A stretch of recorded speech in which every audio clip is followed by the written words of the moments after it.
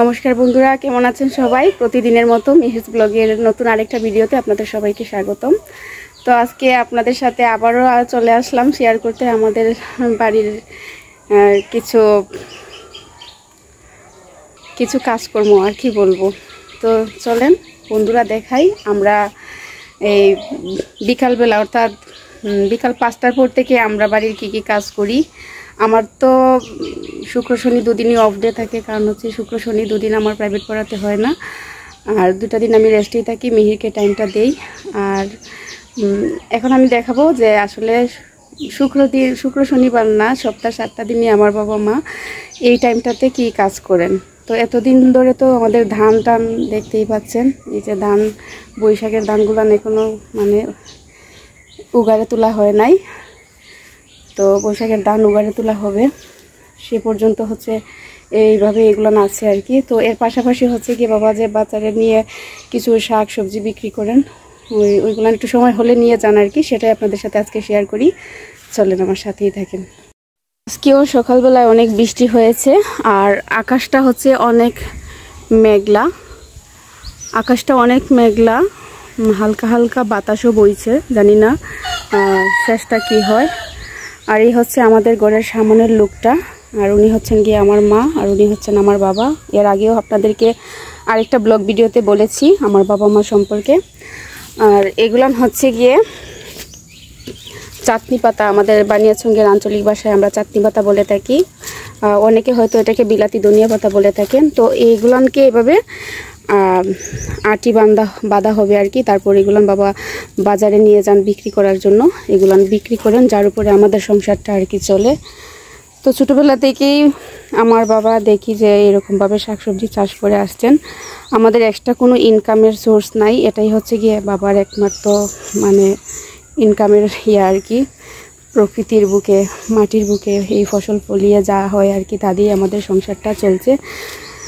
তো চলেন আপনাদের সাথে আরও কিছু শেয়ার করি। হ্যাঁ, এবার কি শেয়ার করব, এটা শেয়ার করি। এটা হচ্ছে আমার মিহিরের গোয়ালঘর। তো আমার মিহিরটা এখন ঘুমাচ্ছে, ওকে আমি এরকম একটা গোয়ালঘর বানাই দিছি, এখানে আমার বাবুটা খেলা করে। আর সেদিন ভালো একটা জিনিসের সাথে আমার আবার নতুন করে সব কথা হয়ে গেল। এই যে দেখেন, এটা হচ্ছে সুপারি গাছের ফুল, ভীষণ ফেভারিট আমার। তো আমাকে আমার স্টুডেন্ট দিয়েছিল, আমি আনি না, আমার বাচ্চাকে দিয়ে দিয়েছি। তো মিহিরের গোয়ালঘরটা একদম অগোছালো হয়ে আছে, ওটা একদিন হাত লাগিয়ে ঠিক করে দিব। এদিকে দেখেন ছাতাটা উল্টে আছে, বাবুসোনা সবসময়ই হচ্ছে গিয়ে খেলাধুলার জিনিসগুলো এরকম ছড়িয়ে ছিটিয়ে রাখে, আর যতটুকু পারি ওকে হ্যাপি রাখার চেষ্টা করি নিজের অবস্থান থেকে। আর আমার তো ওর খেলাধুলা ভীষণই পছন্দের হয়। এখানে আরও কিছু পাতা রাখা হয়েছে, এগুলানো বাবা মা বসে বসে বাঁধবেন। তো চলেন এগুলান থেকে আনা হয়, মানে এই পাতাগুলান থেকে কালেক্ট করা হয়, এগুলানো আপনাদের সাথে একটু শেয়ার করে ফেলি। এই হচ্ছে আমাদের বাড়ির দুজন লক্ষ্মী, ও অনিকের 2টা হাঁস, পাতি হাঁস। প্রকৃতি দেখতে আপনাদের কেমন লাগে? আমরা তো গ্রামের মানুষ, সবসময় হচ্ছে কাদা মাটি, মাটির গন্ধ, এগুলানের সাথে আমাদের সম্পর্ক। এটা হচ্ছে গিয়ে বাবার আমাদের 3টা সবজি ক্ষেত আছে আর কি, সবজির খণ্ড 3টা আছে। তো এইখানটাতে হচ্ছে গিয়ে এই যে বিলাতি ধনিয়া বলেন আর চাটনি পাতা বলেন, এটা হচ্ছে গিয়ে বাবার সেই জায়গাটা।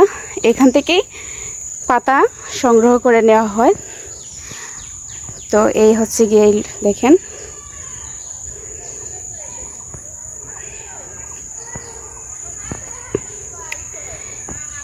এই শুধুমাত্র এই জায়গাটাতেই আছে, মানে পুরাটা জমি জুড়ে কিন্তু নাই।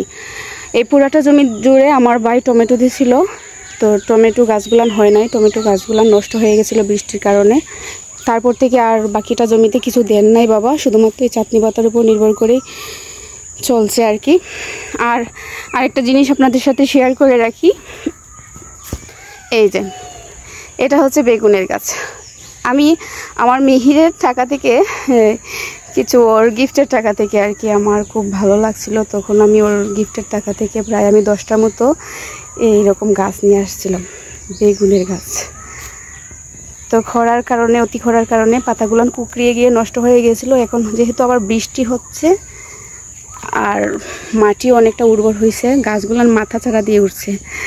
একেই হয়তো বলে যে অসারে সার পাওয়া। আর এখানে এটা হচ্ছে গিয়ে, আমরা তো বলি রামাইশ, আপনারা আপনাদের আঞ্চলিক ভাষায় কি বলেন জানি না।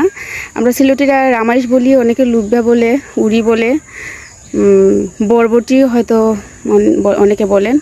এটা আমার মিহিরের বেশ পছন্দের, তো মিহিরের সবজিতে আমি খিচুড়িতে এটা ব্যবহার করি। এজন্য মাকে বলছিলাম যে কয়টা গাছ লাগানোর জন্য। মানে শাকসবজির ভগবানের আশীর্বাদে, আপনাদের আশীর্বাদে শাকসবজিতে আমার বাচ্চার কোনো মানে ত্রুটি নাই।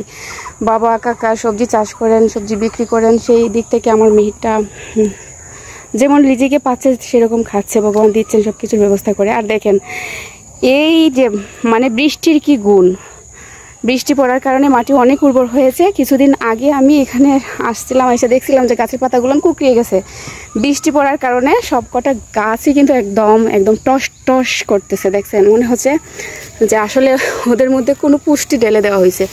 এই যে বৃষ্টির গুণে এরকম হয়েছে গাছগুলান। বন্ধুরা, ছোটরা এখন আর বাড়িতে নাই, মানে আমার ছোট ছোট ভাইগুলান বাড়িতে নেই, বোনটাও বাড়িতে নেই, হয়তো পাশে খেলতে গেছে, আর মিহিরটা ঘুমাচ্ছে। তো বাড়ি এখন পুরাটাই নীরব। আপনাদের সাথে আর কি শেয়ার করব সেটা মানে ভেবে পাচ্ছি না। যাই হোক, আজকে এই পর্যন্তই থাকি। প্লিজ আমাদের ভিডিওগুলানের পাশে থাকবেন, দেখবেন, একটু আমাদের চ্যানেলটাকে একটু লাইক করে দিবেন, সাবস্ক্রাইব করে দিবেন, কমেন্টস করে দিবেন। অনেক বেশি ভালো থাকবেন, আমাদের জন্য আশীর্বাদ রাখবেন। আপনাদের জন্য আশীর্বাদ রইল। ধন্যবাদ।